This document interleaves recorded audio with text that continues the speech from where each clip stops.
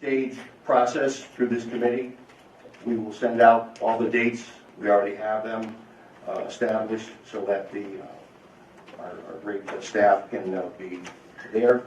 And we're going to hold Mr. Jelson to an hour and a half of conversation or less, and then we can have some questions. Hour and a half? Hour and a half. I will speak.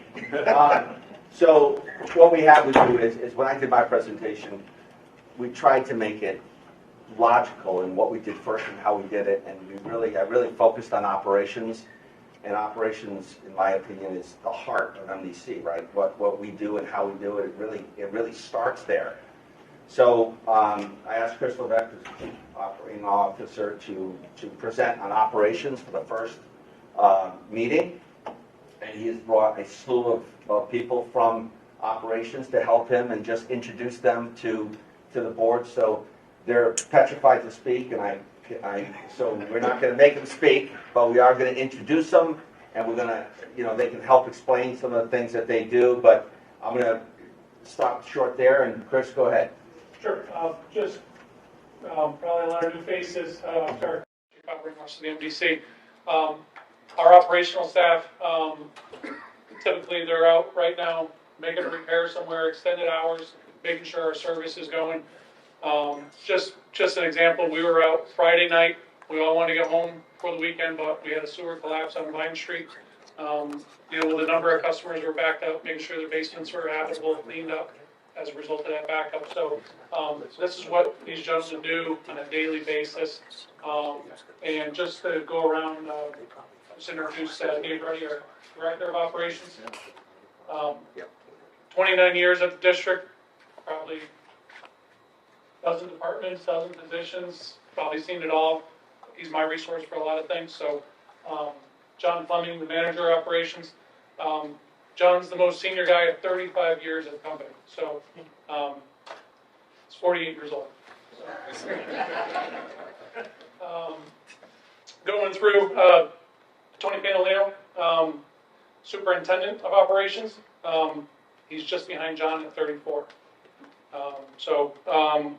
Pete Stalinsky, assistant superintendent. So Pete's been with the company 14 years. He's basically responsible for our valve program as well as our repair crew. So all of our repairs department is with Tony and obviously under John, but Pete and Matt, we're going to get to. But they're the ones out there 24/7 making the water main repairs, Christmas Day, Christmas Eve, you name it, middle of the night. These are the crews that they run. Dean Gazzo, assistant superintendent. So Dean's close behind at 29 years at the company. He's responsible for all of our maintenance groups, so hydrants, meters, and sewers. So vast area, but basically all of our preventive maintenance and operations of those equipment associated with that, as well as Jay Tinsley. Maybe the most important job in the company is our senior supervisor in the meter department. So he makes sure that, as we'll cover in the presentation, and sort of the journey we've been on under Scott's direction since 2008 and addressing our meter management program. Jay's taken this on over the last couple of years, but it's one of the most important jobs to make sure that we get our reads. We stay up to date. We address customers' issues with those reads. He's also, during the day, his staff that goes and investigates leaks, whether it be on the customer side or within our distribution system. And then Matt Skean, Matt's sort of the newcomer of the group at 10 years, but brings a lot of wealth and knowledge, great experience, and great ideas to the organization. He's our senior supervisor. He works hand in hand with Pete in the repair department. So I'll get going. I'll stop talking. Try to keep it to a half hour. Get Scott the rest of the time. No, I'm not speaking. This date. Is that no? Okay.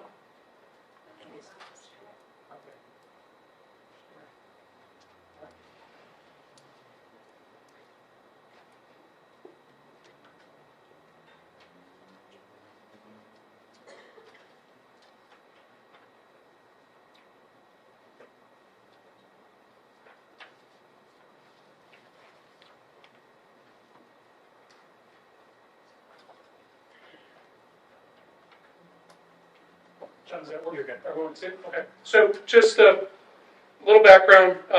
We're organized into basically 5 divisions. Sole purpose to manage our sewer collection and water distribution system. As I said, repair department, basically all the corrective maintenance if we have to do an excavation. That's their responsibility. We also SIPs with Tom Tyler, Director of Facilities. If Tom's staff reaches out, we'll go assist the facilities with excavation, repairs at the facilities as well. Sewer maintenance, a lot of responsibility. We're going to get into it, making sure the sewers are clean, CCTVing, flood control system, catch basin cleanings, maintaining our CSO and SSO structures, and performing investigations and basically emergency response at all times. Hydrant maintenance, we perform this service for all of the towns that we service with water. We essentially maintain 10,200 hydrants on an annual basis. We also service about 1,200 private hydrants as well. So this is at least a once a year touch on each hydrant. As you see, when we started getting some of the performance measures, we're out there multiple times on each hydrant. Some of them we're repairing, also draining down during the winter so they don't freeze up. So if there's a fire, those hydrants are available to our fire departments. Meter management, again, 100,000 meters and counting. And we're going to get into some of the good work Jay's doing and addressing some of the unmetered services that we've brought to the Water Bureau and the board recently, addressing those as well. And then our valve maintenance program. Really, this is the critical component to our system. In the event that a break occurs, we need to be able to shut that main down. They play a vital role to make sure we can get access to those valves. And we'll get into some of the repair work they've done and responses they've done, including the 54-inch break that we had to respond to this August on the side of I-84. So quickly keep going here. Just a little history. So my personal background, started in engineering. I got lucky enough when Scott came on board as the chief operating officer, I took a position within his group. And part of this was he wanted to get sort of a good grasp of what we were up against. And this is when we were starting to come into our consent order and consent decree and our long-term control plan. There was a lot of work being put onto the operations department. And at the time, our engineering department wasn't as organized as it is today. So a lot of this work was being funneled down to operations. So we looked at what our requirements are to support the Clean Water Project, as well as all the CMON responsibilities, which was maintenance that technically we should have been doing. And that's how we got into the case with the consent decree and consent order. Now we're doing it, we're managing it. A lot of the operations is actually managing all of our contractors before engineering took in and took on that responsibility to support operations. So we looked at what our pool of all of our union staff supporting this, whether it be technical staff, supervision, and labor staff, ultimately, and we started seeing we're not going to be able to keep up with the backlog. So we knew we had to make a change. So we did a full evaluation, and that's when we really looked at, hey, things have to change over a period of time. Keep on moving on.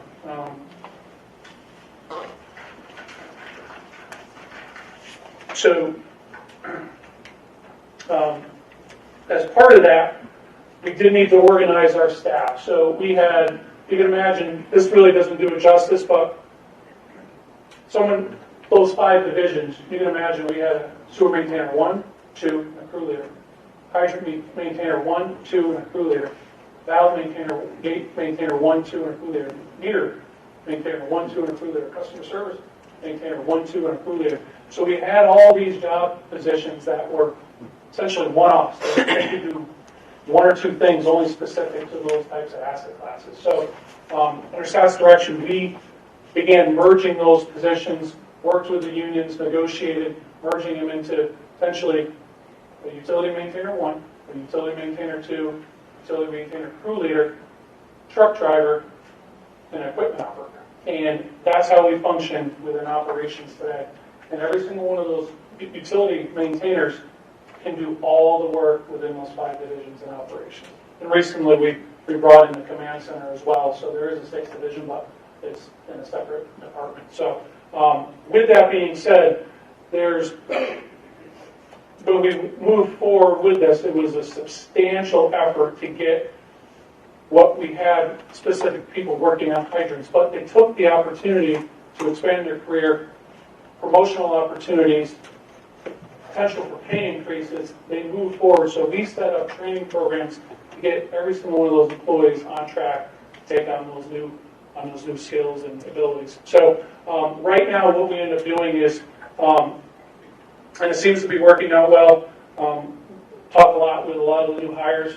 We put them on essentially a 13-week rotation. So they go through our repair department 13 weeks, learn the repair group. Then they go on the maintenance side, learn everything about maintenance, and we keep them fresh. So in an event, we always pick up, like right around now, typically, I'll knock on wood, we have a lot of water main breaks during the winter. So we have to fluctuate whether there's more crews available in the repair department versus maintenance, and some maintenance we can't do during the winter. So those are the types of things that we're always trying to work on and balancing the workload with the staff that we have.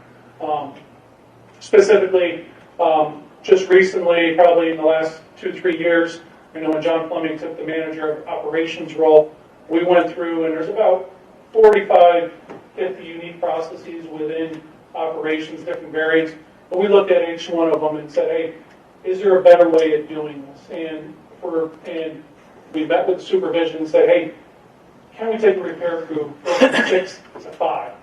And to be honest with you, I don't think what these guys were able to accomplish coming out of that was a huge improvement where the crews are staying really busy, everyone's working, and what we ended up looking at was sort of the third bullet there is, if we know, we always have a backlog. We're always operating on a backlog in operations, and we're always prioritizing, triaging different work activities.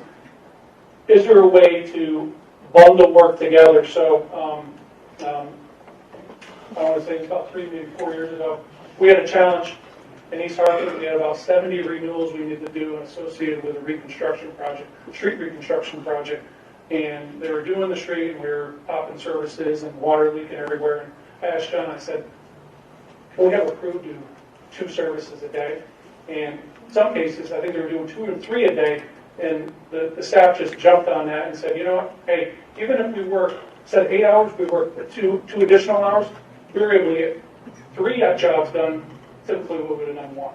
So those are the types of challenges that we put on our staff, and think of different ways of doing what we do, using different tools, using different equipment to get the work done, help drive down costs. So that's just a little update on how we've been able to manage this. We'll get into each of the divisions right after this, but I did want to show this. So as part of that, we started tracking the number of work orders pretty regularly. When Scott came in, and what I did was part of that management study is go back and take a look at, well, we've actually been able to increase the amount of activities we've done year after year. Meanwhile, drive down what we actually need on staffing. And I think we've come to a point now where this is it. I think we're basically maxed out as how low we can go. Just wanted to bring this up as a sort of a reorganizing. Operations can't do this all alone, and we'll talk about other things, the extensive coordination with engineering, as well as the maintenance staff. We support, just as they support us, the plant maintenance department on our pump stations, whether it be sewer, water, our storage facilities across our distribution system. And one of the other areas is plant maintenance and the inventory group within maintenance. We've had a lot of challenges since COVID, and then previously to that, we've made steady improvements on how do we make sure we have the right materials to tackle the jobs we have. And without the added challenge of our accelerated water program too, of making sure that we have the right materials. So there's a lot of coordination efforts that operations communicating with our inventory group as well as engineering to make sure this happens. I mentioned failure events and responses. I put a couple pictures in here.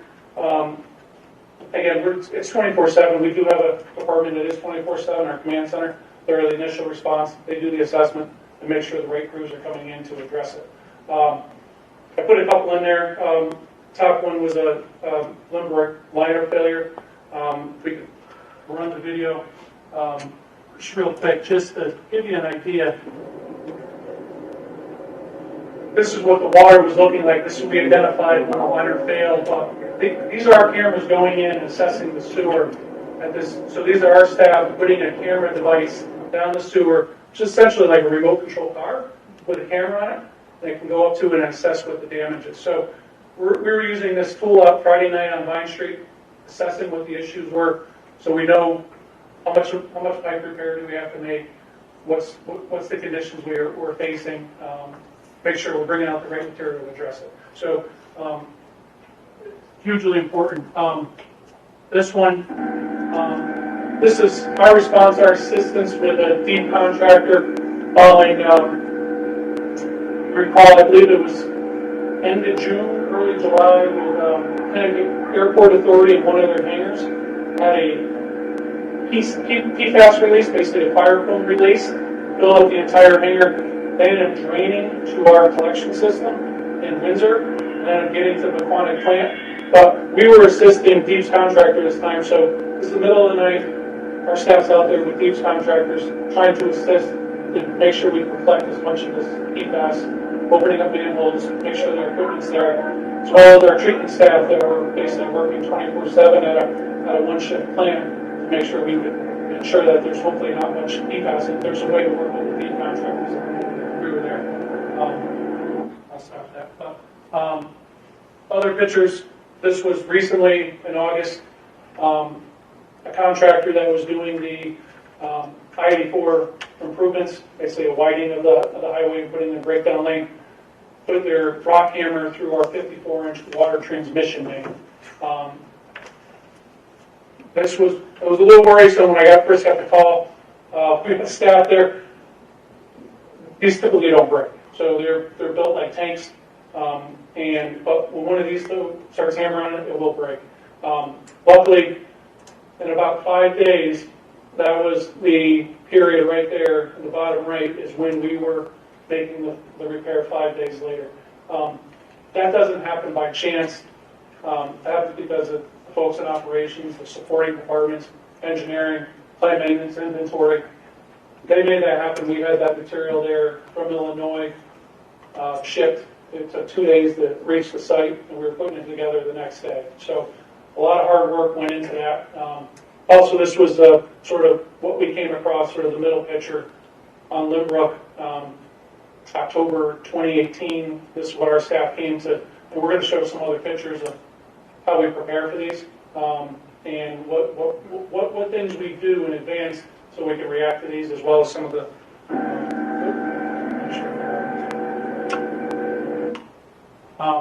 So this slide here is some of the things that we have available to us. And frankly, I can tell you there's other utilities, large utilities in Connecticut, water utilities that call us to address some of their emergencies. They're not prepared as us, as well as sort of the engineering behind how do I bypass the pump station. And we've gone out and assisted with it, whether it be a large pump to bypass one of their pump stations, so the pump on the left. We have a hosing kit, and some of this will get into some of the improvements that we made. Cleaned up all our trailers, make sure we have the right hoses. Everything's easy to find. That's one of the trailers there, and then the top right is. We're able to quickly deploy those. This is a picture actually from the afternoon of the first day of Limbrook. We have the street pump down, we have the bypass pumping set up, and we're essentially cleaning the street at that point. So this is the response that our operations department has in emergency events. So one of the brought up in the management study was how do you measure performance? And that's something that I've seen since I've come to the district. That's steadily improved. wasn't, especially in operations, but since I started working for Scott in 2008 into where it is now,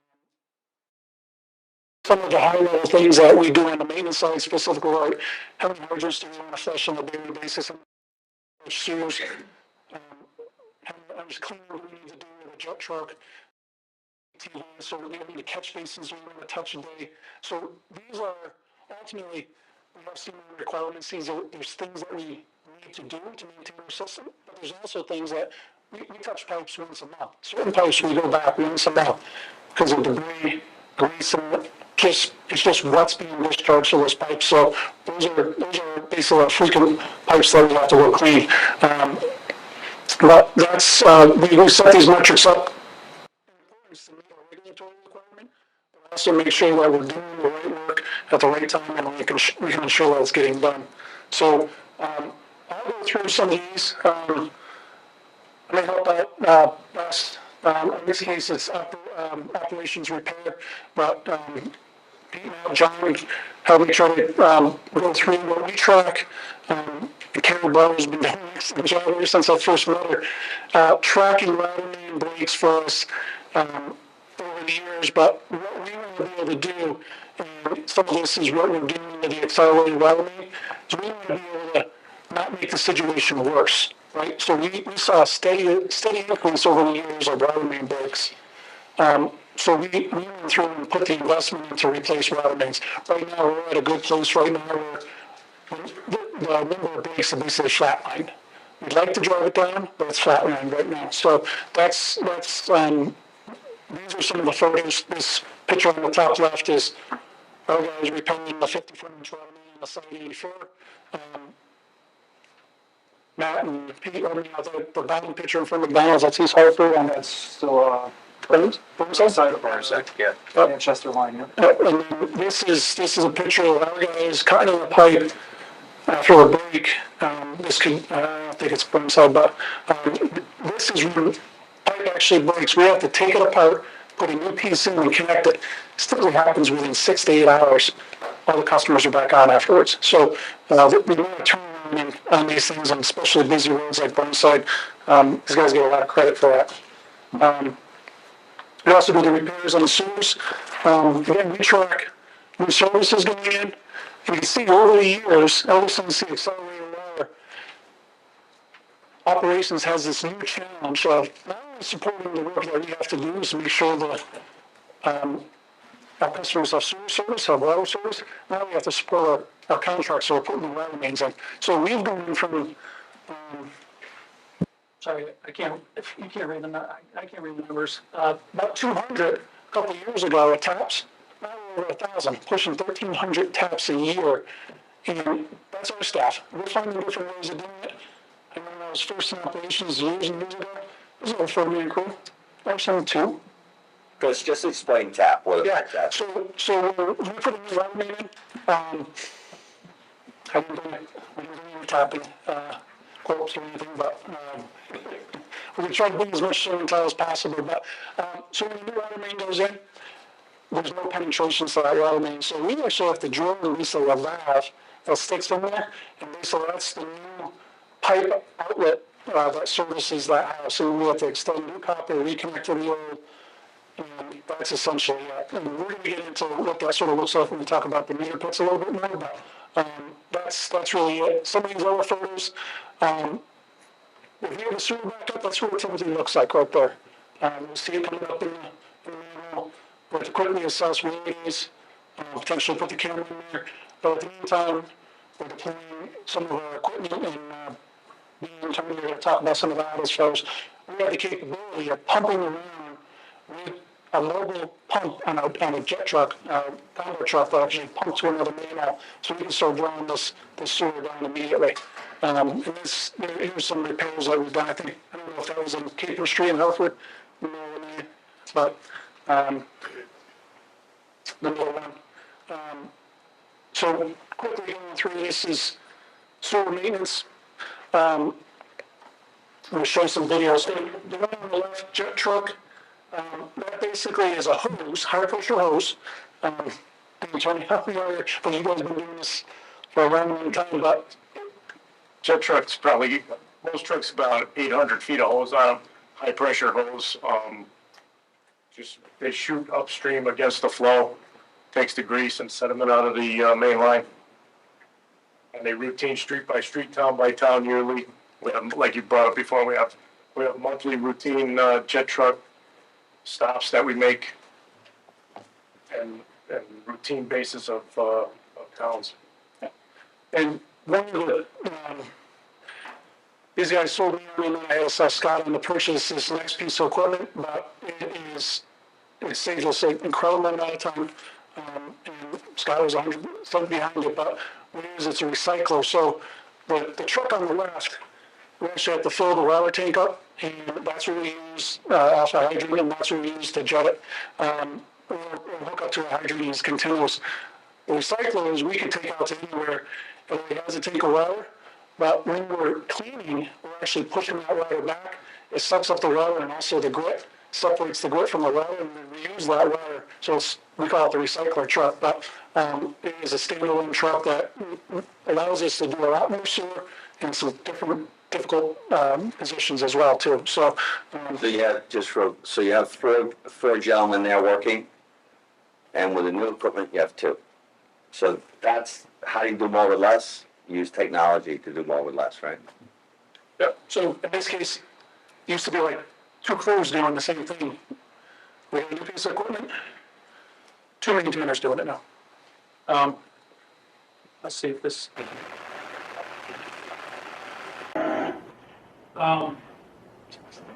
Also on sewer maintenance, I discussed was what we have four vehicles. One is an off-road vehicle that allows us to do CCTV inspections of our sewer. So again, like a remote control car with a tether in it, we can drive it up and down the sewer and do an inspection. All of our staff that operate this are all certified, so there is a national standard on how to grade pipes. So when the information comes back to us in operations or engineer, we can make quick decisions on what pipes need to be repaired, what pipes we can defer maintenance on, based on the grade of the condition that exists. So here's some examples. We saw a video of the pipeline collapse, but this is our staff, well-organized trucks, great equipment. We've gone through multiple iterations of different vendors for this, but set up routine now where we can quickly get out there. We do have issues with equipment, quickly swap it out so our production stays up. This group also is responsible for all of our CSO, SSO cabinets. So with all the regulators we have in our system, we have to measure what's going over those meters. And I'll back up a little bit. So our CSO structures are when there's a heavy rain event, a wet weather event. On a dry day, all the sewage, all the domestic sewage goes to the treatment plant. But on a really heavy rainstorm, all those catch basins are connected to the combined sewer. All that water gets in, there's not enough capacity. So there's overflow structures, basically relief structures that say, all right, now it's starting to rise, so we can back up homes. It's going to go over here, go into a drainage pipe, and goes into a well body. So that's why we have our consent decree and consent orders to limit that as much as possible, or to certain standards. So, but we need to measure that, and that's what Dean and Tony's group does as well. Their staff goes out there and maintains all that instrumentation. So we basically have control boxes on corners of certain streets, intersections, sides of streets, house all this equipment, and we can get this equipment in real time, or get this information in real time when there's a problem in our system. We also use this equipment as well to monitor our system as well. So the flow meters, level sensors, if we start seeing our sewer climb up in a dry period, we might have a problem downstream that's causing this flow to start increasing in height. So that's automatic. We'll send our crews out to start jetting the line, hopefully bring it down, address the problem, send the CCTV truck in there to see what the problem is, and address it accordingly. So, yep. I think we talked about this a lot in buildings and public works, but there's about 6,600 catch basins in the city of Hartford that we maintain, the MDC maintains. We track this through some software, so we deploy iPads out with our staff that go out and do these. They're able to measure how much of that catch basin is full of debris. And our rule is, city's MS4 permit is over 50%. Those need to be cleaned more often, but that seems to be the trigger within the MS4 that it should never get there. So what we're doing now is we're proactively communicating with the city of Hartford, and believe it or not, like Frank Barlipper's credit, we've been working with them to try to direct them to areas where we're seeing the debris actually increase, and say, hey, we're on problems with these catch basins, and you deploy street cleaning more often, more frequently, whatever it may be, or look to remove cars from the curb to remove the debris. So it's been working out well. Hopefully less street flooding for the residents, because that's really the cause. So what Scott was talking about in theater and Napier, the Public Works area. Mr. Ron just mentioned the gutter grate. Yes, sorry. So The stainless steel. Yeah. yeah, so there's been discussions of and what we did following the August 19th, late August and September storms in 2021. So we were finding a lot of debris, specifically in Albany Avenue, Park Street, Broad Street, and other areas of Hartford, where the debris was actually coming in, where the garbage cans tipping over, debris coming in from the street and getting into our catch basin, which was affecting and allowing the street to properly drain. What we were able to do was to say, hey, our biggest issue is the larger debris. So the leaves and the sand, the grit that comes into the street wear, that's all going to go through that grate there. But what we want to be able to do is prevent the bottles from, and if you look at the catch basin, they have an opening, there's an inlet on that code. That's what we were preventing with those grates to block that. So the water can get through, and the sand, the grit, those type of things will all get through. And we can manage that, but it was the bottles that were causing an issue, similar to what we're seeing on the north end of the Main Street as well. Chris and Scott, I think the city has done a better job, and since we started, what was it, about 2 years ago? Yeah, no, the city has done a very good job cleaning Albany Avenue, which has been very helpful. And the side streets too, I think have improved. Yep. So these are the plan, but it also has alert the city DPW as well, is the trash just doesn't disappear. The catch basins aren't the trash cans anymore, and it allows them to visually see, hey, there's trash being built up against these catch basins. Let's make sure the street cleaners go out there. So. Now this is in conjunction with Hartford Flood Commission. The MDC has a number of outlets that go to different water bodies, specifically the Connecticut River.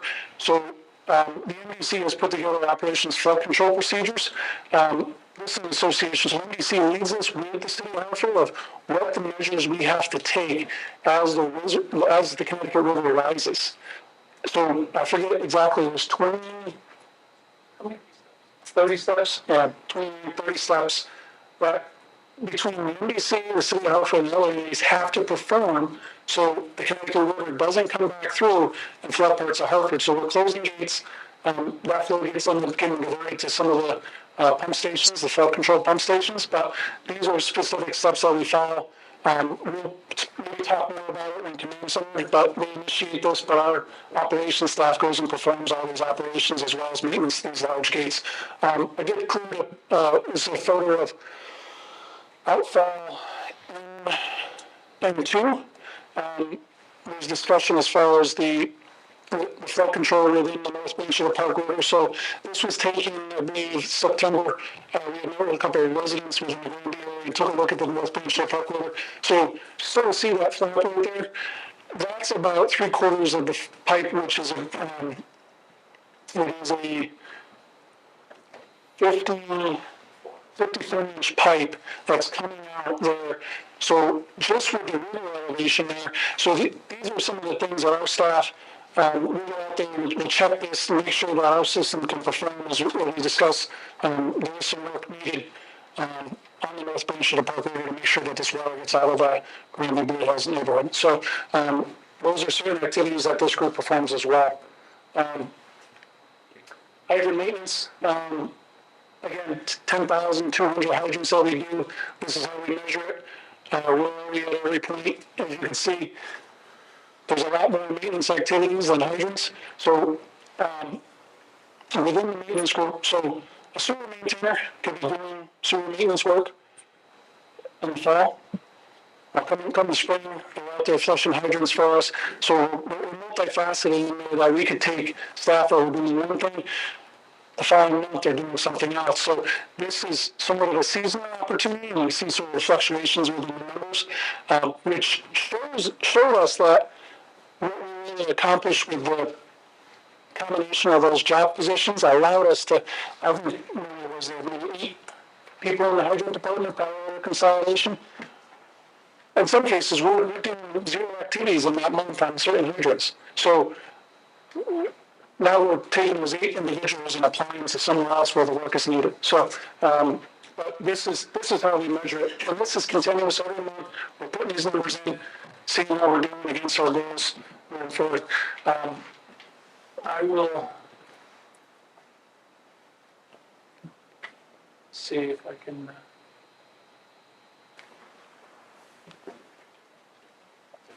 So hydrant maintenance serves 2 purposes, right? It cleans the pipe, it scours the pipe, and it provides, it's a water quality issue, but it also makes sure that that hydrant is available for fire protection for our communities, fire departments, for any emergencies that might occur. So it's very, very important. It seems simple, and it is, but it is very important part of our responsibility. Yep, and yeah, and it's interesting that everyone thinks, well, we're just maintaining the hydrant, but it's actually, Scott mentioned, scouring the pipe, flushing them, because we want to make sure that water is as clean as possible.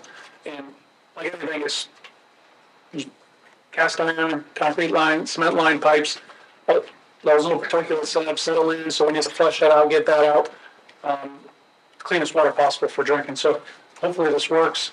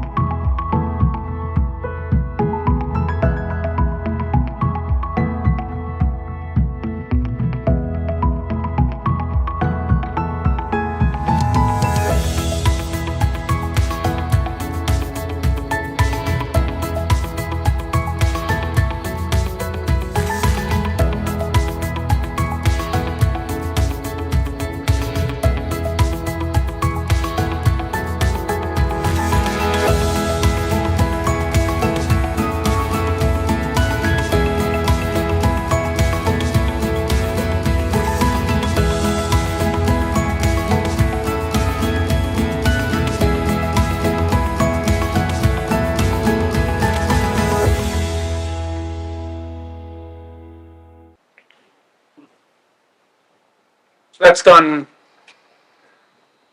almost 13,000 times, including private hydrants on an annual basis, that same exact activity. So what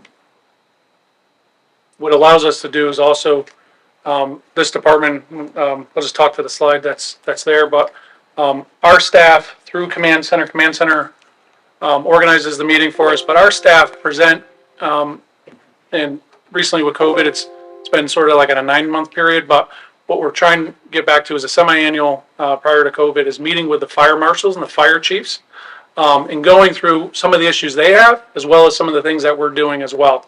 So we're continuously changing our operations, different things that we're doing, whether it be hydrant locks. This group goes out and investigate potential theft from hydrants. So water is important, right? A lot of contractors use it, landscapers. So what we're always attempting to do is finding where are those sources of potential theft of our water. So what we've done, and it was a huge improvement. It was about 8 years ago, Scott, or so. We put a bulk water machine at our operation. So any tanker truck, any of the pool water fillers can all come into our operations area. Landscapers, contractors, highway contractors that are doing dust control, they could fill up their their tanker.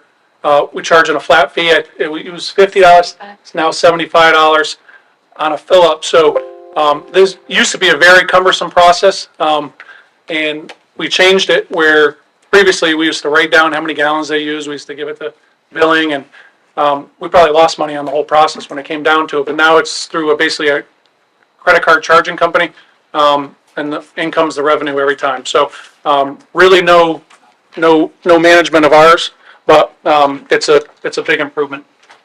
Prior to 2006, staff would tell me that they're going out to fill pools. And I said, what? You what? And they're in front of the yard, and we're like, this is not what we should be doing. So that's where we got the machine.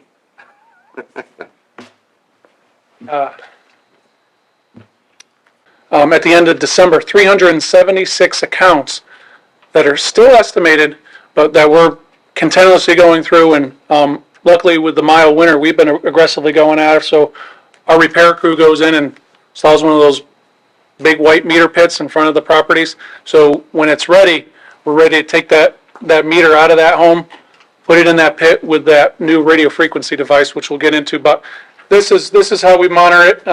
This is basically a photo of our staff replacing the meter, and we could go into some of the things that we do inside the properties. But the key thing here is that what we are continuously doing is we monitor this on a monthly basis of where our estimated accounts are. So we get our staff out there, because like anything, things break, these RF devices break. So we're going to go out there, make sure they get a new one, make sure we can get that read automatically, because we never want to get to a point where we have 40% of our customers as estimated accounts. We're down to 0.3% now.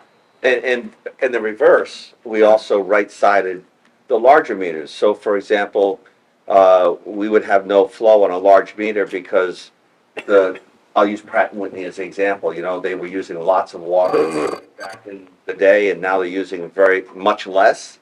So their meter was oversized. So we weren't getting a proper reading, and they weren't getting properly billed for the water usage. So we went out and changed out those meters to have the right size meter for the right consumption. So will get reiterated when engineering, because like I said, operations, all the departments, we're not going into this alone. There's a lot of communication, there's a lot of discussion, there's a lot of meetings, weekly meetings, especially even with the departments down on Maxim Road, continuous meetings.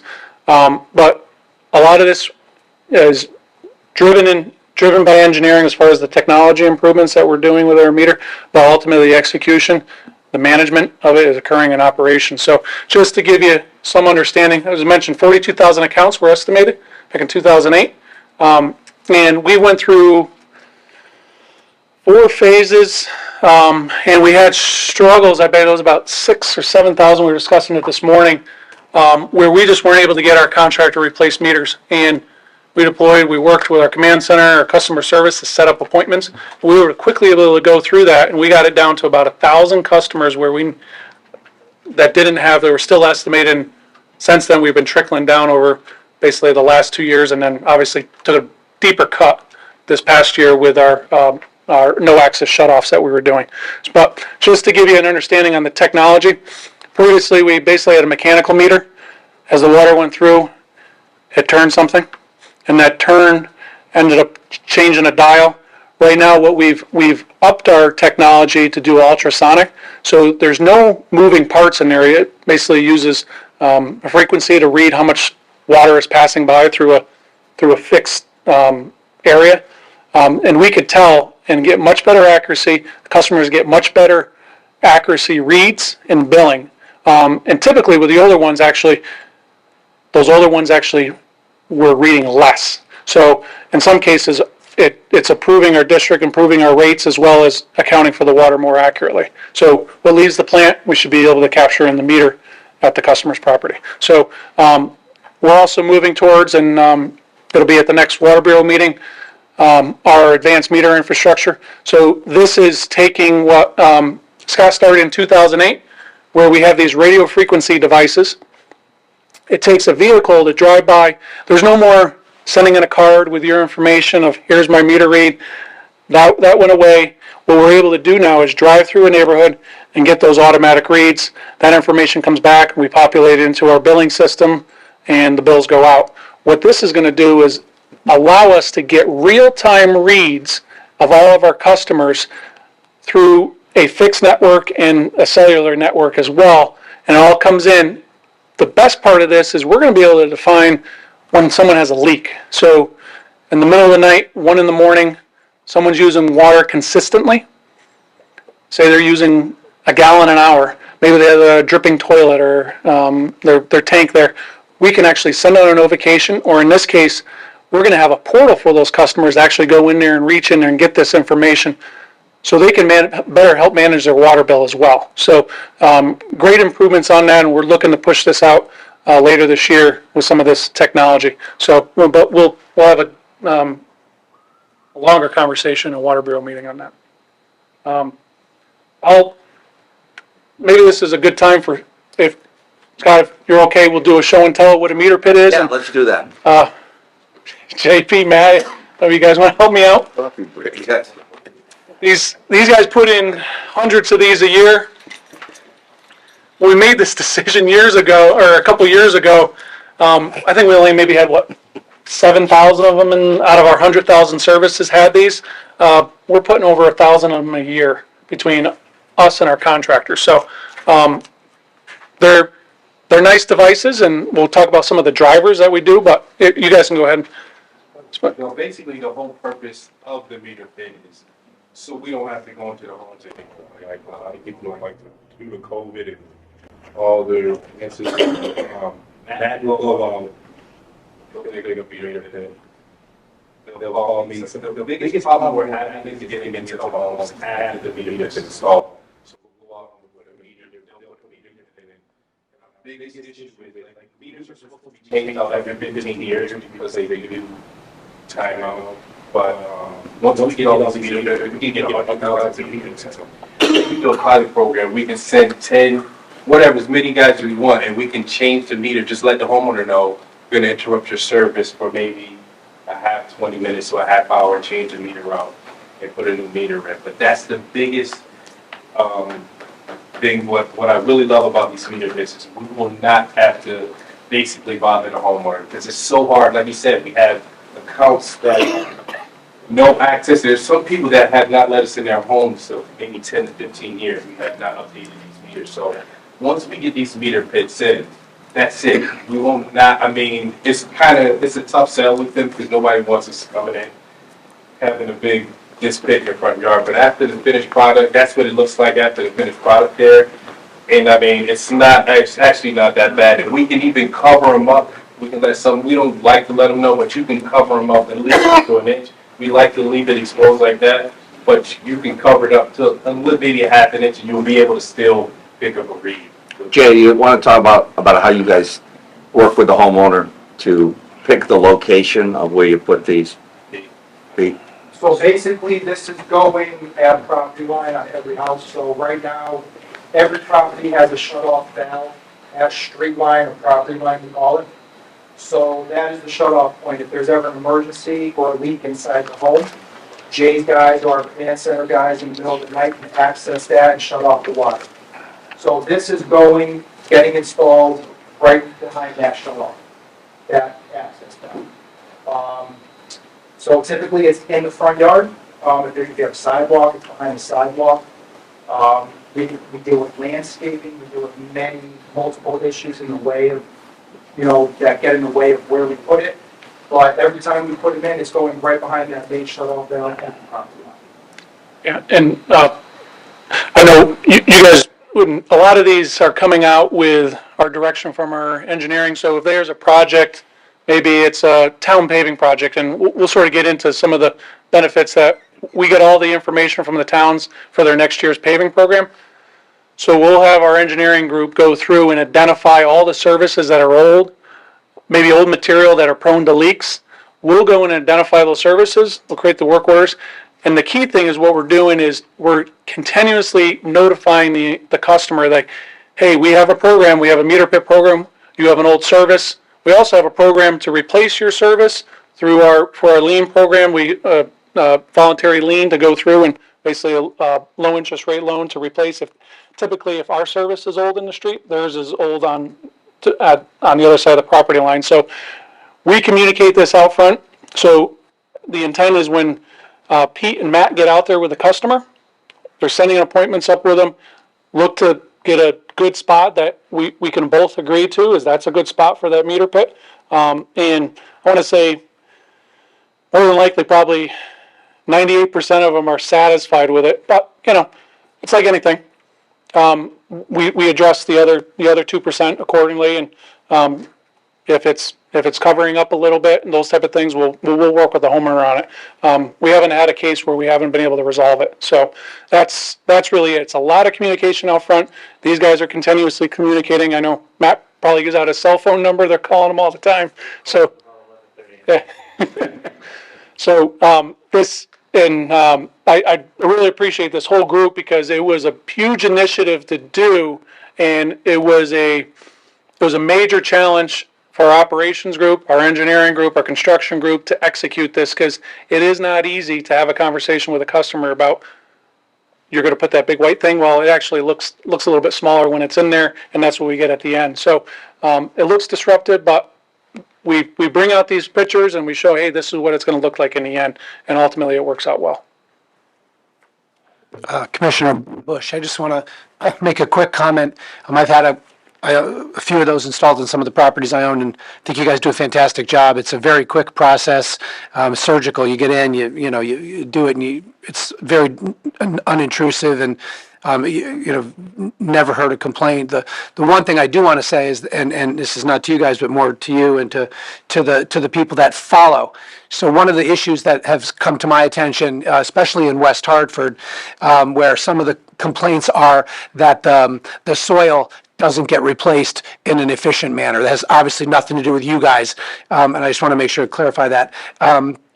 I did get a couple of calls at the end of the summer last year from some of the homeowners who had brown patches or burned out. So it's really important for the reputation of everybody here, then the guys that are doing the hard work, that the landscape contractor that comes in at the end of it doesn't make all of the work that we do look less quality. It's really critical. I'd like to just make sure that and stay on that. And that's a good point.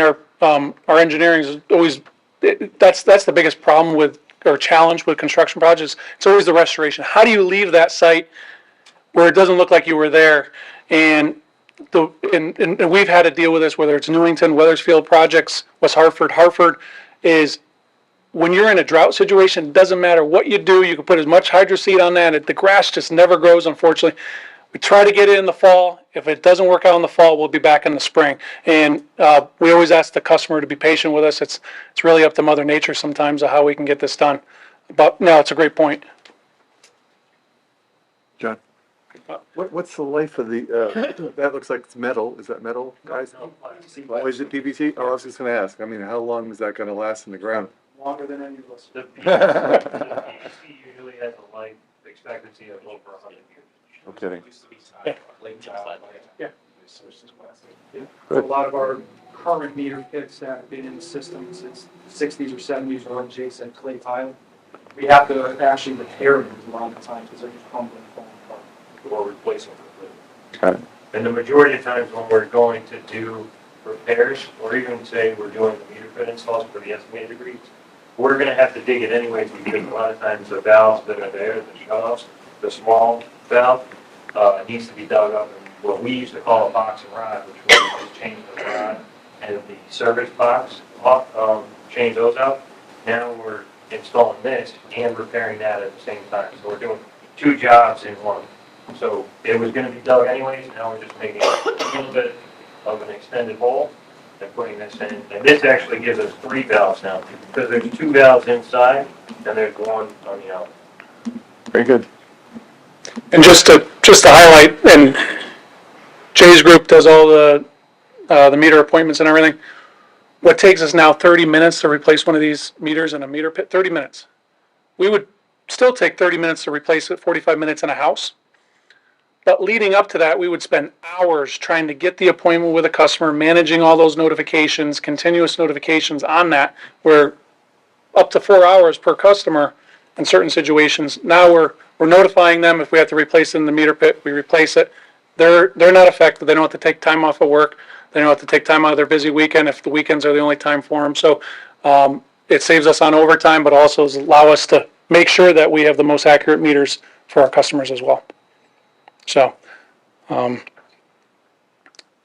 let's go through the rest of Yeah. the show. Yeah. Okay. yep. There's, so those, historically, what we were issuing as a new connection would come in, so those sort of copper brass pipes that you have there in front of you, we were referred to as spacers.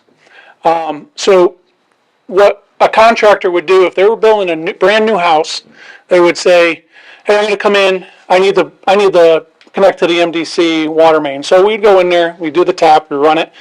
Ultimately, they're going to do all their internal plumbing. We would hand out one of these spacers to the contractor. They would give it to their plumber. He would make this connection. Now, prior to all this, what would happen is they were hollow, so these spacers would go in, and we'd never hear from the customer again. Because he was on. And years would go by, and they would get free water. They would say, "Oh, there's all these houses there, but no meters." So Scott, when he first came in, he was like, what are we doing these meters? So there was no tracking system. We had no idea where they were going. And what ended up happening, we gave out so many of them, the contractor would just use them from the next job to the next job or make them themselves. So now what we're doing, even with the meter pits now, I think we issued about 6 spacers, well, typically larger ones that we have to do for customers, is but with the meter pit program, those all go away, because what we're doing is when that service goes in, the pit goes in, meter goes in immediately. So, and then they're extending back into the house or whatever for it. So that's one huge advantage. But that was, I don't know how much revenue we create or we're not necessarily able to generate, but capture that we should have been capturing all those years. So one other point, even with this meter pit, is we're giving the customer, as we go and we remove the meter from the basement of the property, typically there's old plumbing, right? So they might have a wheel valve. So you've probably seen them. They look almost like hose bibs in your basement. They don't work. They typically leak. So when we go in there, we'll shut off the service. We're actually our guys have nice tools. We don't do any soldering, so there's not hot work permits down the basement. Basically use a tool now, crimps the pipe together, and we give them a brand new isolation valve, ball valve. Should last for decades. So The valve will be right where the meter is now. Like this will be where the meter is. We'll take the meter off and there'll be a valve out there. So now a lot of people are really happy because now they go down. They have, like you said, you have the old heat valve. You go down, you got this valve, you take a half turn, fills the water in the house, and half of them don't even know that their valves are not even working. Some of the valves don't even work. You will have to go shut it off outside prior to installing the meter. So, We would actually save homeowners money by installing a new meter pit and replacing their valve. The valve was leaking when we got there. So we were able to replace the valve, give them a meter pit, move the meter, all at the same time. And it was one job, customer was super happy. That was, with all the little wires that were going to the radio frequency, those are all bye-bye. And the device says on the side of the house, it's in the pit. They basically get their basement and the side of the house back as well. So there's a couple more items. A lot of them are the repair sleeves and the couplings. So these are, so in the middle of the night, we get a water main break. Some of them, we basically classify them as 2. We have what we refer to as a split around, which is a leak. So there's the majority of leaks we can take care of without actually having to shut the water main down. And it's unfortunate. I've been out to a lot of these. We've never videoed them. I really wanted to show this to you because essentially there is a piece of pipe that's either cracked or missing, but it's a little piece. We can actually put this sleeve around and actually compresses around the pipe. like a giant Band-Aid. Yeah, basically stops the bleeding. But in the process, and what we see in our folks are out there a night like tonight, addressing one of these, and the water's going everywhere, they put the sleeve on one part of the pipe, slide it over, tighten it down, the leak stops. In the process, they get really wet, but that's what we do to make sure, and the customers never, they're running their washing machine, they're running their dishwasher, taking showers, they never get affected. The other ones are a little bit different, where we have the major blowouts, which you call a burst, basically. That's when we have to shut down the water main. And we've made some sort of strategy choices of what materials we use to repair these. Historically, there's been your traditional mechanical joint. We tie these things together with bars and everything, but Matt, why don't you tell them about this coupling? So we call this a DP sleeve. It's a dual purpose. So what we used to have previously, when we had to make a connection, we had a multi-bolt sleeve, which used compression going against itself. And that's what tied two pieces of pipe together. What we've moved to is a 2-bolt system, which allows us to change the size by just simply pulling the gasket out. And this allows us to have two sizes in one, which we used to have multiple size sleeves previously.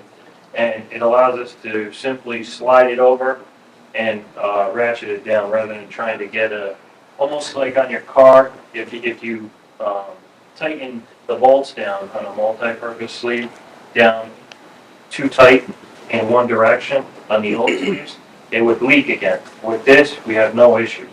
And what it does also is it holds the pressure of the pipe is on this single band rather than compressing out.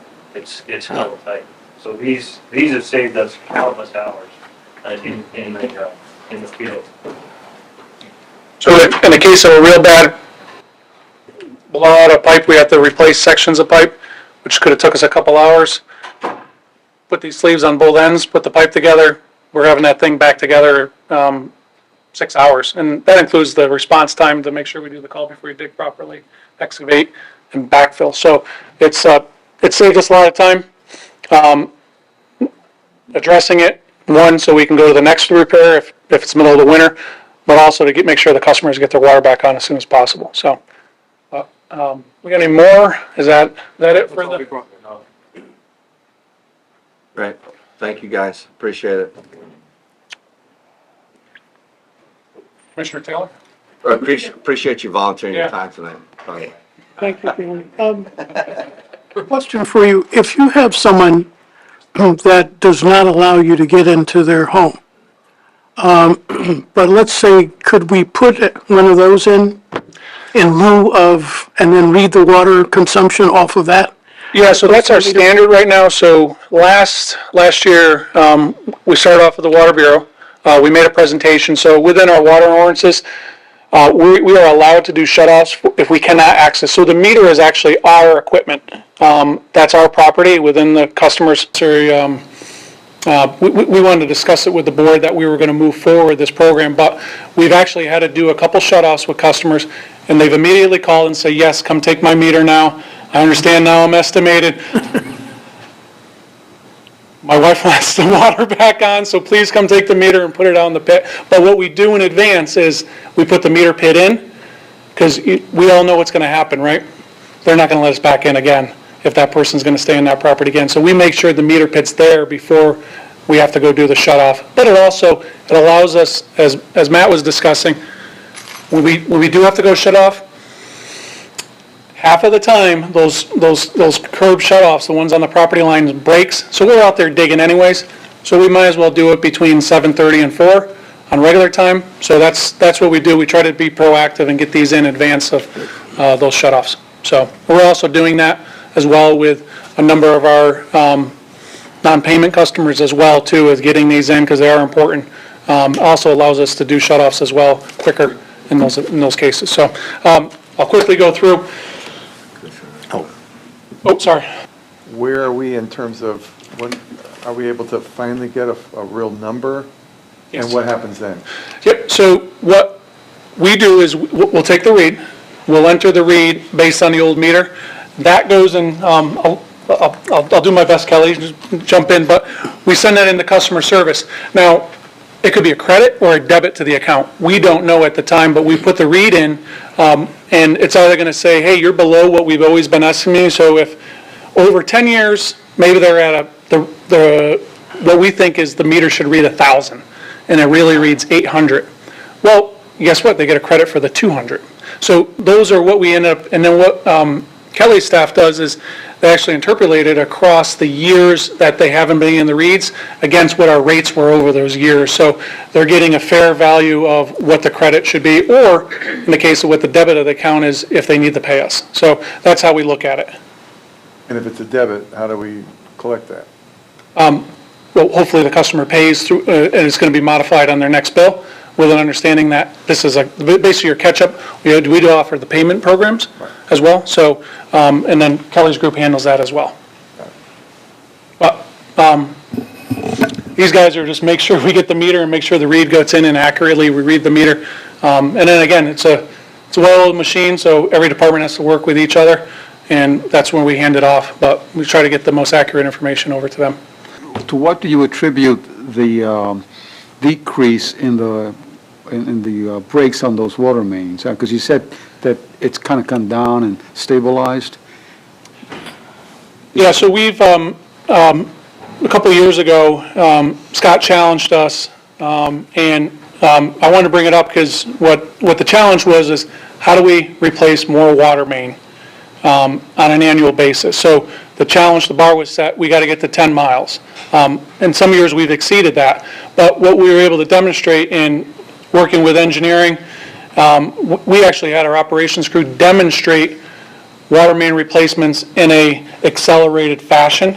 So that we took that model and brought it to our contractors, got the value through our contractors to bring that. I think we did about 2.5, 3 miles one year just within operations.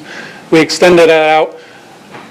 Now their role is to support our contractors too, as long as all the other work that we have to do. So now we have 1,100 taps associated with that 10 miles of water main that we have to do on an average basis. So that's what our sort of goal is. Once we start replacing water mains, we got the most troubled areas first. We started seeing those more frequent ones, and we're continuously monitoring that. We put systems in now where engineering is giving the feedback. We have about a 3-year plan now where we know this year what we're replacing, 2024, 2025, and we're forecasting out to 2026 this year of where we're going with our water main replacements. So we use a bunch of different tools. Scott? And just to add to that, Commissioner, Chris showed, it was a 2008 graph that he did for me, and that was up on the screen, one of the first couple of screens. What we showed there in 2008 was our backlog was growing so exponentially. You can't catch it. You can't fix it fast enough, right? You can't add enough crews to fix those breaks. The only way to catch the curve is to put new pipe in the ground faster. And the way that we did installation of water main in the past was we would get our approval from the board for a budget. We would try to coordinate those priorities with the town paving programs because they're paving every spring. And then we're designing it a year and a half, and then we're bidding it and building it for 18 months. So that was too long. We're taking too long to execute the installation of the water main. So we came up with the accelerated water main program, which is we have 3 contractors, right? Three contractors. Yep. There, we bid it we're asking those contractors to give us pricing, not on a specific project, but a pricing, crew cost, equipment cost, materials cost, and we know what, and we're actually providing the equipment now as part of our program, but now we can execute a project with, we're not going through a full design. We're going through probably more of like a 50% design, and then we have qualified contractors that we trust, and we initiate that design quicker. We build it quicker, and that's how we've been able to get to 10 miles a year. I mentioned in the budget cycle back in 2018, we had 120 water main breaks in 2018, January 2018. And I had a discussion with my friend in Boston Water and Sewer, John Sullivan, and he had told me they had 3 breaks that year. We had 120. But the difference was Boston's Water and Sewer, they were replacing 27 miles of water main a year up until 2017. Now they're down to 10. And even our DPH wants water utilities to replace 10% of water mains a year, which is impossible. We've got 1,500 miles, 1,600 miles of water main. 10% is 150 miles. We can't afford it. So we said what we will do is we'll do at least 10. And that's how we've seen it just stabilize and allow our crews to focus on other things. Okay. Any other questions? Okay, so I'll fly through this. So there was legislation 2 years ago that required all municipalities to coordinate with utilities on their paving program. So we get feedback towards the end of the year, what they're doing the following year. We set up a system now where it runs through engineering. An engineer is assigned to go through each town's paving program and identify any of our infrastructure that is old, needs to be replaced, and we find a vehicle to go through this. So I just wanted to mention that our vehicles are, operations department does a lot of them. We also use contractors to address any of our deficiencies with our infrastructure. Because the last thing we want is the town to go through, pave a street, and we got a water main break. And now the resident that had that water main break right in front of their house has a big old ugly patch in front of their house. That's a sin for us. So we'll keep moving on. Again, tightly knit engineering, procurement, ops, our utility services. We've gone through, identified a lot of savings within operations. Quickly go through, there's some pictures later on, but we had looked at how do we manage our materials better.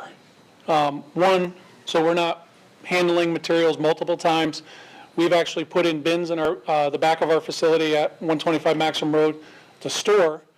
Put it there, they dry, especially the grit, because what was occurring was we were getting larger grit disposal fees by directly sucking the grit out of the catch basin and then delivering it to it. They would charge us not only for the grit, but also the water that was in the grit. So we set up basically a drying facility for all that debris and that grit before we dispose of it properly through our contracts. So we basically cut that. A lot of it was 60% water, so basically cut the cost 60%. Material procurement contracts is tight coordination between inventory procurement and operations, continuously monitoring our material standards. As Pete and Matt discussed, that blue repair sleeve, we never had that probably, 5-7 years ago. So we're continuously looking at, hey, is there a better way to do this? So through trade shows, whatever. One of the biggest components, and we saw this coming out of COVID, is our ability to maintain proper traffic control. And prior to this, about 5 years ago, we made a conservative effort to seek out, work with the local police departments, identify what streets we could use flaggers on, make sure we're in unison of when we go with our contracts, how we were going to maintain traffic. Just on ops alone, and we'll get into the savings that engineering has done based on where we were and where we are now, they save about $300,000 a year with the use of flaggers versus what we've historically just used the police department to support our traffic control. So huge plus there. And then ultimately looking at what other, if there's state contracts to support large projects that these folks, Knox operations do. We have some fairly large water main breaks where we're replacing a good stretch of road. We'll go look to not just use our contract that we have set up with our restoration vendors, but look to utilize the state contract that gives us better value for our dollar. I apologize for asking or making a comment. Unfortunately, I can't stay in this meeting, and I'm probably a little bit out of order, but I would like to just make a commissioner comment. Sure. Very quickly. So most of my day job, I spend driving around the streets and managing property, and I'm always doing some construction-related activity. And I just want to basically say that these guys here are what make all the rest of us look good, because they have a great public face. They're respectful, they're organized. They were on Lynbrook for a year, or whoever. I mean, I see it all the time. And I just want to give these guys compliments for the hard work that they do. If they don't get thanked ever, I want to be personally say thank you for what you do for the MDC, because it's a tribute to the rest of us, how good you make everybody look. So I just wanted to say that before I go, and especially the guy who directs you all over the place. I think he does a pretty good job, too. Dave Ruddy does a great job, and everybody. I couldn't be more proud to be part of this organization, representing you as well as everybody else. So thank you for everything that you guys do. And I know and I've gone out midnight, Chris calls me up, and we go out, and water main breaks at 10, 11, 12 o'clock at night, and you guys are there. They're there, they're doing their job, they're not complaining, they're doing what they need to do. So thank you. Yep. Thank you, With Commissioner. that, I have to leave, so. Thank you. So we'll quickly go through, and we'll go through what, at a later slide, but I just wanted to bring up our staff takes a lot of pride in what they do, and they're always looking to make sure that what they're doing is at the highest level.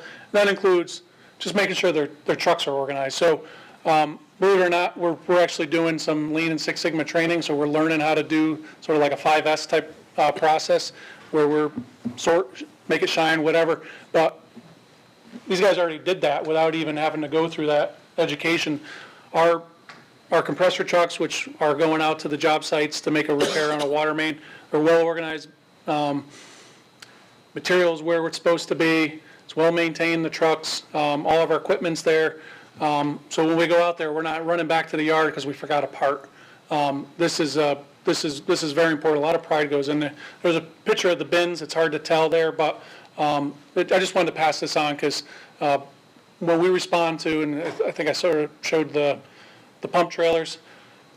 When we show up with a pump trailer, we know we have to bypass the materials there, the pipes there. We're just putting it together, starting the pumps up, and a sort of credit to our vehicle maintenance department too, that keeps that stuff running all the time as well. So. So I'm going to let Pete talk to this, because Pete's been a huge advocate for this and really spearheaded. We have a insertion valve program, and we're actually used as the example for multiple vendors of how this can be successful at a water utility. So Pete, if you don't mind, I want to let you talk to this. So basically what you're looking at in these... Sorry, Pete, would you mind just getting... Yeah. Or you can sit right here, Pete. If you want to sit right there. Yeah. So what you're looking at in the middle picture is a Move up to the 6-inch mic. insertion valve. Make sure it's on. It's on. So in the center picture, that's a 6-inch insertion valve. So that is a main gate or a valve for shutting down a water main. So normally to install a valve like that, you have to shut down the water main, which disrupts service, obviously, to all the homeowners, and cut in a new valve, which then you have to flush, sample. You can create other problems by shutting down the existing valves. So this valve here is put in live under pressure on a live main. So the picture on the left, that's the actual equipment in the machine which installs it. So saves us a lot of time and a lot of work and a lot of headaches, and keeps the customers a lot happier because we don't have to shut down the water.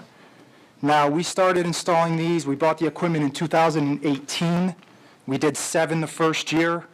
Since then, we've been averaging 22 to 23 a year. So we're utilizing the equipment monthly, sometimes twice a month, and installing quite a bit of valves. Again, this is a great piece of equipment. It's Hydrostop is the company out of Chicago. They're actually using us for a lot of references for other customers and literature that they're sending out. So they've been a great company to deal with. So in the case with this, we've gone and if we had all the money in the world, we would be replacing all the treble pipes. But in advance of that, of getting that funding supported from the board to go replace, and I'll use Silestein Highway as a perfect example. We have a lot of important customers on Silestein, a lot of businesses that need to stay open.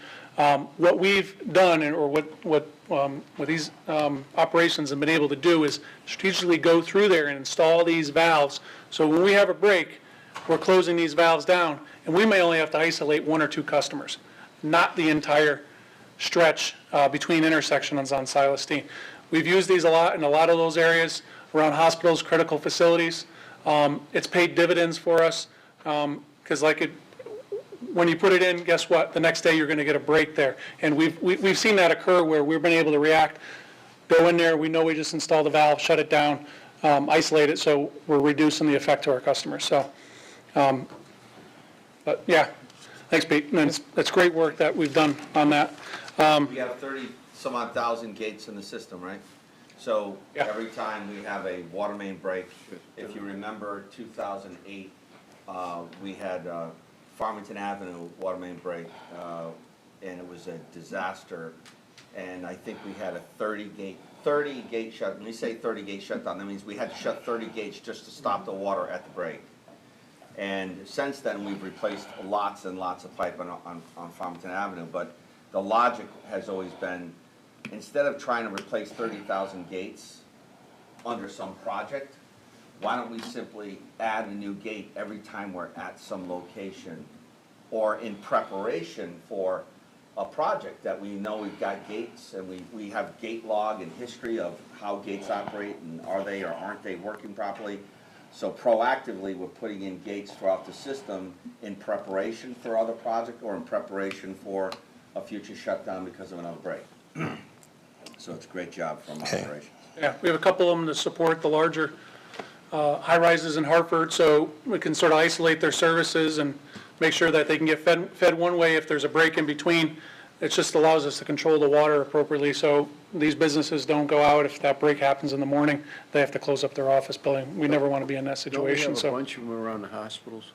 Yeah, and yes, and things like we've had historical events where the gates are spread out so far apart, you might have to shut down a nursing home that you don't want to shut down, but because you don't have a valve to isolate, the break from the nursing home, we wind up shutting everybody down. So that's what this does for us. So it's great.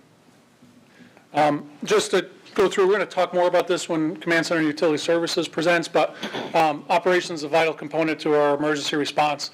And we do hold, every time a heavy rain event, wind event, any type of weather event that's going to cause an issue to disrupt services in any one of our member towns, not only ours but theirs, we do hold wet weather events and bring the municipal departments in that conversation as well, explain what our staffing is going to be for that storm and how to reach us when they need our assistance as well. So just wanted to bring that up, and always a couple photos of things that happened to us. I think the photo on the bottom right is Whitney Street and I think the August 19th storm pipe.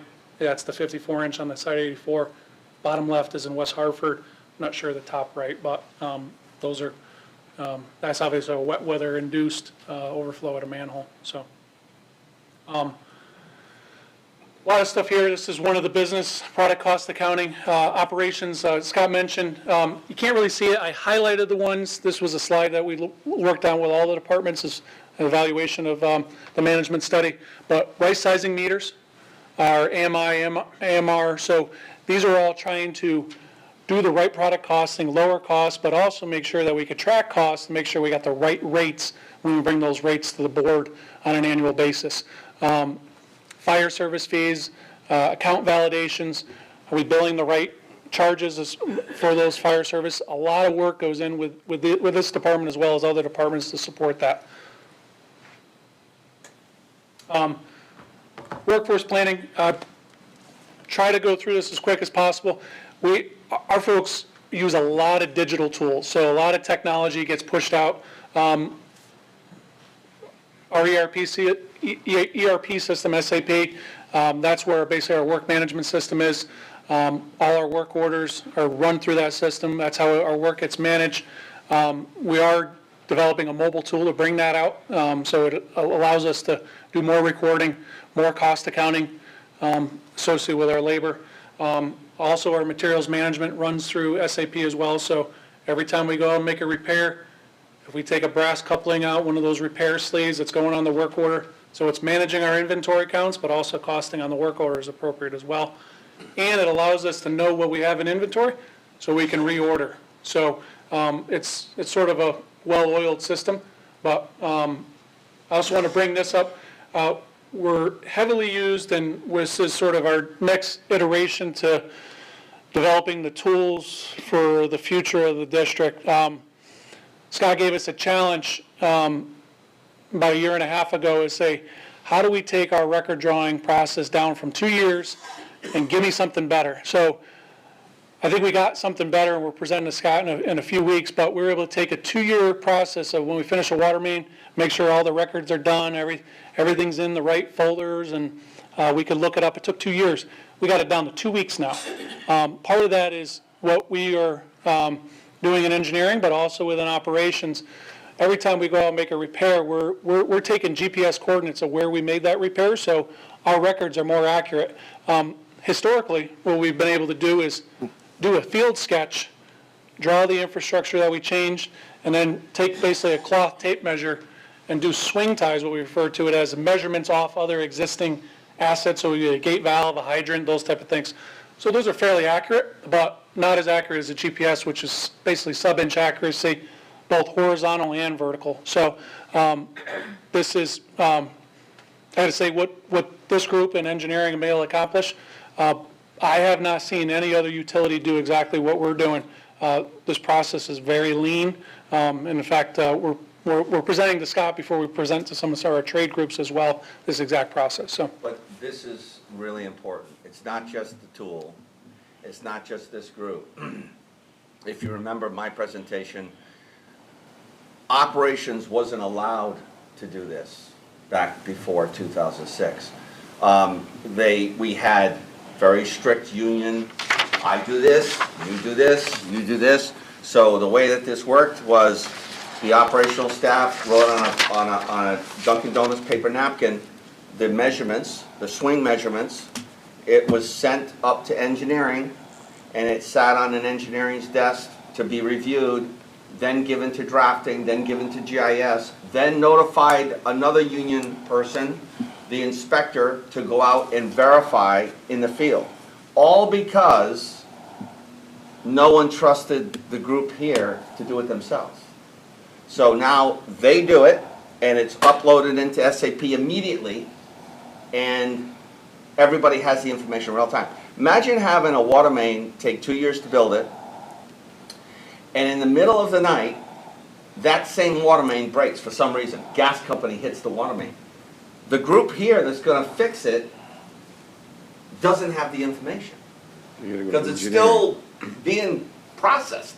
So the benefit of hopefully this presentation was everyone here is working together. Operations, engineering, customer service, command center, finance. Everybody's working together towards the same goal, which makes us do more with less.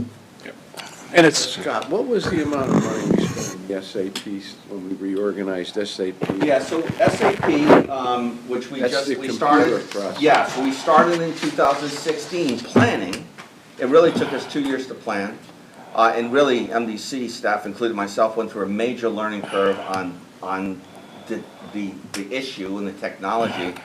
And then we executed and completed in 2018. We bid the 2018 RFP. We completed in 2020. January 1st. Yeah. We went live January of 2020. 2020. And so in that process from 2016 to 2020, we spent about $20 million. But if you can imagine being at your house with your laptop and you get these pop-ups and it says you need to upgrade your software. MDC got 16 pop-ups since 1998. And what I mean by that is SAP was upgraded 16 times, and we didn't upgrade with it. Right. And that's why it crashed in 2011. And we were spending about $750,000 a year just with a Band-Aid, just trying to keep it from crashing again. And that was a huge risk on everyone's part to upgrade that, because it was the only thing that was going to allow us all to be more efficient. Wasn't it because initially we designed it for us rather than designed it with the SAP system so it could? Yeah, so if you remember, any of you that were here in '98, so we spent $20 million, and we had, almost everybody here was involved in that SAP upgrade. At the lowest level of the organization was involved in the SAP upgrade. They had a say in what was important to them for this information to be housed within this SAP system. But what we did in '98 was we were in a rush, and we only looked at departments. So we were building SAP by department, but there was no interaction with the we call them silos. There was no interaction with finance, with inventory, with customer service, spacers. There was no communication built into the system. And honestly, the SAP upgrade is just the software. The hard part is the business management of the MDC and how it needs to interact with each other, with each department. That's what took so much time. It's the information. It's the information that how you put it in, what information you want in, how it interacts with each department. And we had more than 150 people engaged in that process with consultants ourselves. We had consultants across country. It was a huge effort. And that's what wasn't done in '99. It was just, we implemented a software. And I will say this, the customer service manager at the time told me that when it was implemented in '98, they came down to her office and said, we're going live with SAP. And she hadn't had any input in the SAP upgrade. That's the difference between 1998 and 2016 through 20. So It was a lot of considered, work. SAP was considered send another payment. Yeah, but it's, yeah, and we went through a huge learning curve because, you're really getting salesmen trying to sell you product, even at that level of software. They're trying to sell you things that you don't need. And we went through a huge learning curve on the HR piece. The software that they were trying to sell us wasn't, it hadn't been tested, it wasn't proven, it wouldn't work for us. And we didn't know that. And it took a lot of due diligence on our part and our staff's part to realize that, and we rejected it. We didn't use it. So, but a huge effort went into that. Any other questions? Yeah. All right, Go ahead. Sorry. No, I just wanted to comment on Scott's last iteration of what transpired, and not to go into a long dissertation about it, but I was here when we bought that, and it was a difficult conversation. I think, Alvin, you probably were with us as well.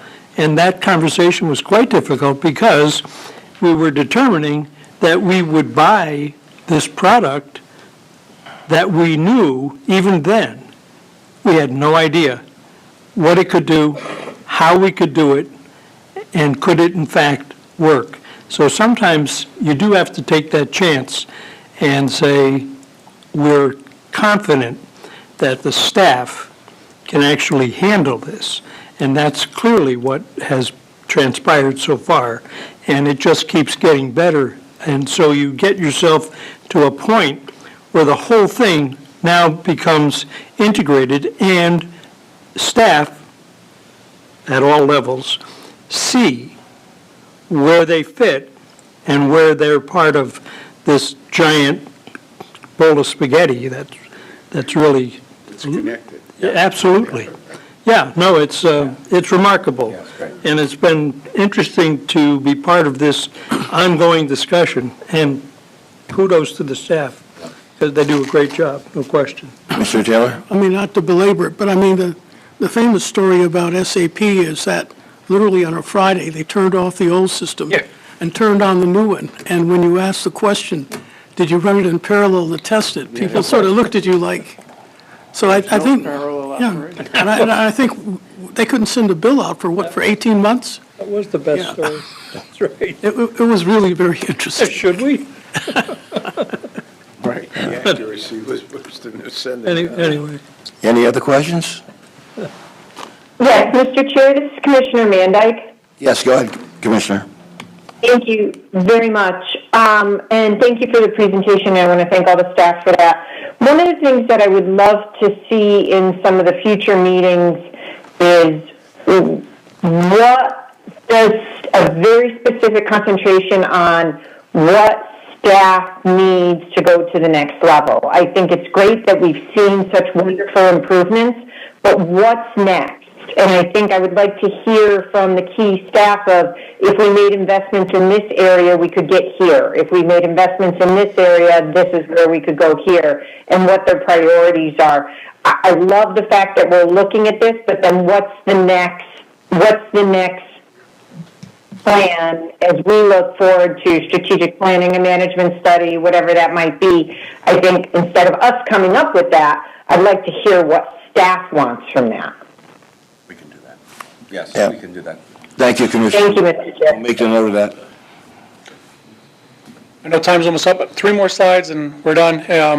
One of the many things that came out of the business transformation is I'm a visual learner, I'm a visual doer.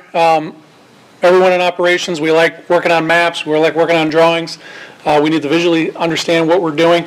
What we were able to do is bring where our assets are geographically on a map into SAP.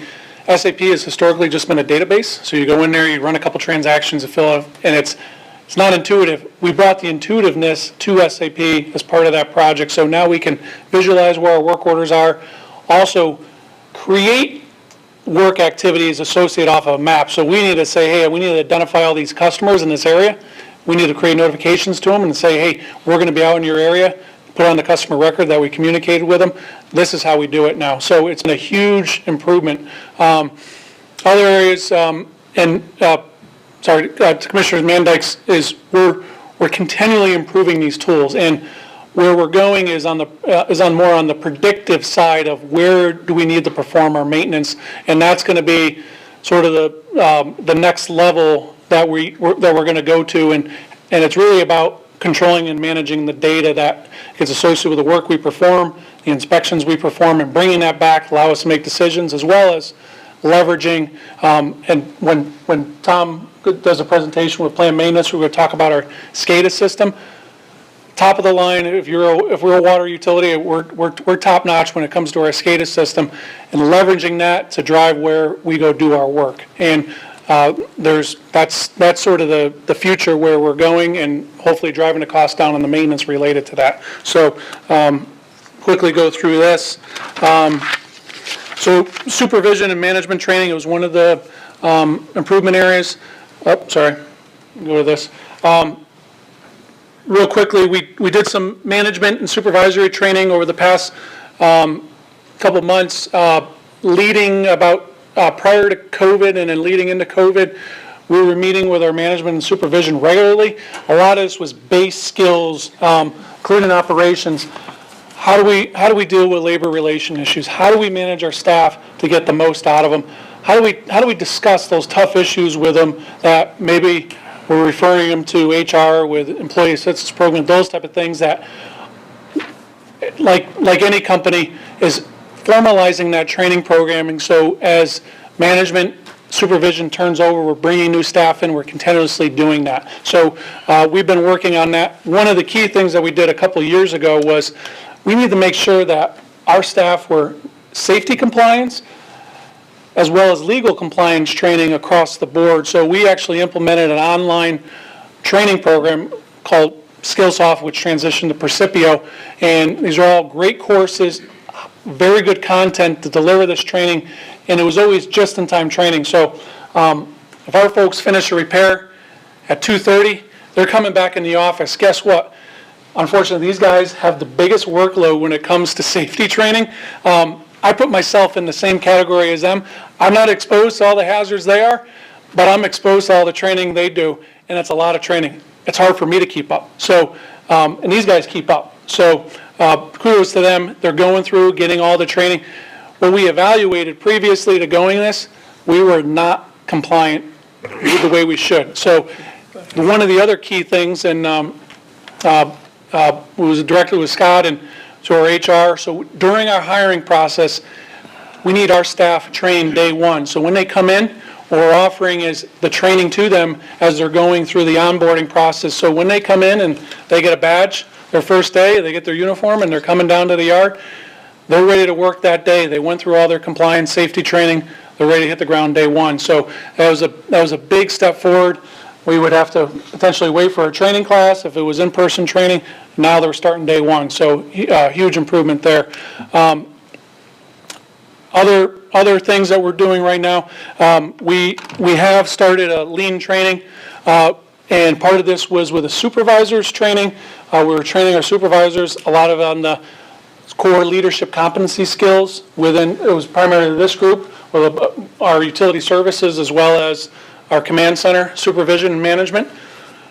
We meet every other week for about 2 hours and go through these core competencies, but we also talk about real life topics that relate to leadership as well as how we do our business better as leaders. So right now we're entering lean training related to 4 processes specific to operations, and what we did was we expanded that in true lean fashion. We expanded that to the rest of the company, so we're getting others that are involved with that process and others that aren't even affiliated with that process but can provide their own perspective as an outsider to help improve that process. So this is ongoing. Nick Salemi, Kerry Blardo are part of this. We have a vast group. John Myrtle is one of the process groups. So we're finding is a lot of these areas where we can improve our processes are being brought up, and we're having very constructive conversations. So ultimately, hopefully, we'll look to develop these skills internally to help facilitate these process workshops internally. And the last succession planning was on the list. Everyone, you mentioned 35 years, 34 years, all the way down to 10 years here. I'm in my 18th year here, so we all started somewhere in this company. Whether I was the lowest engineer on the totem pole when I first started here. We have a couple of you guys worked as WPC operators, whether at the trash plant, whatever. We've all gone through some succession here, as Scott mentioned. That makes us understand what this company is all about. We started somewhere, we moved through it. But what I also want to mention is we like to honor our employees too. So we did have the opportunity to help support the veterans in Connecticut and Veteran Affairs. We got recognized. I know Nick and Scott had sent out our recognition, but some of this, all the individuals that are in those pictures are veterans at the MDC. We did honor them. I know Chairman DeBello was part of the issuing of the supporting our veterans at the Veteran Affairs facility. So I just wanted to end on that, and that's the presentation. Thank you. Great. Thank you very much. Excellent. Yeah, excellent. This is the first one. This is the first one. And we have 5 more? We have a total of 8, right? We have, right, a total of 7. The next one is going to be February 8th. It will be utility services and command center will be covered. And if you can get anything out of these besides, there's a lot of information, right? But when we go from each of these different presentations, the thing that I hope you hear the most is the interaction that each department will talk about how we talk to operations, how we talk to customer service, how we talk to engineering. The problem with the 2003 study was it was proposing to divide us even further, to create more silos. And so what we have tried to achieve is to actually do the opposite, is refocus the efforts where they should be. Engineering should be the responsibility of planning and executing our capital investment work and coordinating with operations. So as these presentations go through their finality, hopefully you'll gather that you'll see the interaction amongst the departments, not just on a email basis, not just on a telephone basis or a meeting basis, but through SAP. SAP was built and designed to communicate this information that you just heard tonight to all these very important departments that need to receive this data. And so it'll be, we apologize for it being long, but it's really something that is important for you to hear and understand the complexity and understand how much work goes into what they really do. It's not just they're out there in the middle of the street, 2 o'clock in the morning, you know, freezing cold, you know, trying to put a water main together.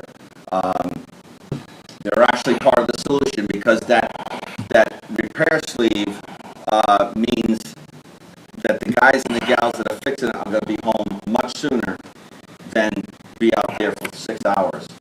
And every time we hear it's a repair sleeve, we say, because there's a lot of work that goes into shutting that main down. And as Pete said, or Matt said, you know, there's all kinds of, you know, processes we have to go through if we have to shut that main down with DPH. You know, flushing, disinfecting, all those things take time. And so it's just as important for them to be as efficient as they can be as it is for us as customers. So great job. Thank you very much. And our goal is And to... thank you for volunteering tonight. The goal is to have these meetings run 2 hours, no more. Yep. To make it easier on everybody to get home, and after 2 hours, it kind of gets a... We'll hit the 2 hour, yeah, because we started earlier. Just a comment regarding something that Scott said regarding the last management study. I think that study is really stale, period. And I think it was flawed, for the record. I think not having feedback after the study was done to kind of explain, you know, where they had made mistakes in assessing the issues. So to me, that's, you know, when you're doing, it's like doing an audit. Right. You get the information, and then you have an opportunity to discuss that, and then modify or correct that, you know, that audit. It's almost like that type of thing. So, you know, I don't put a lot of, you know, validity, one because it's stale, and one because I think it was, and second because I think it was flawed. But I think going forward, I think an understanding, you know, what we're doing today is very helpful because, you know, it tells us how we're operating, and it answers a lot of questions, and for me, it's very beneficial. It's important knowledge as to how this organization operates. And perhaps down the road, if we have another management study, you know, it's a better management study because there's always room for improvement, and it's an opportunity for, you know, the staff to be able to do the kinds of things that Commissioner Van Dyke said, you know, is how do you potentially improve on what you've got, you know, and when you get input from the folks that are actually doing the work. And I put a lot of credence on, you know, on the folks that are out there every day, you know, sweating, you know, the sweat and, you know, and getting the job done, so.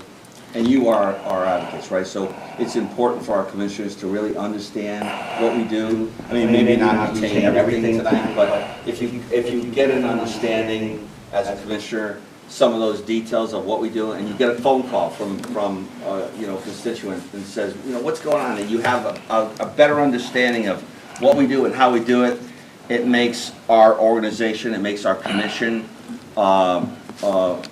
more educated and more able to communicate with the community. So. Yeah. Thank you, Commissioner. I really think what's really significant is what we did do, what Scott did with this process. Would this be $750 million to do what you guys put together in, what, 6 months, 4 months? So, anyway. And all right. We're happy to do it. Now you got the basis to say, here's what we've got, and go from there. Okay, any other questions from commissioners? All right, going on to number 7, opportunity for general public comments. Anybody online? I don't think there's anybody here, but anybody online? General public comments? Okay, all I can say, thank you very much for a wonderful presentation, and for myself, because I'm nosy, whenever I go by an MDC truck, whether it's in East Hartford or Windsor, I always stop, I always get out, I always want to take a look, and you guys do a phenomenal job, so I want to put that out there. We're behind a Dunkin' Donuts. Do we have the appropriate motion? Motion adjourned. Adjourn. Without exception. It's a 15-minute rule. It's been built in.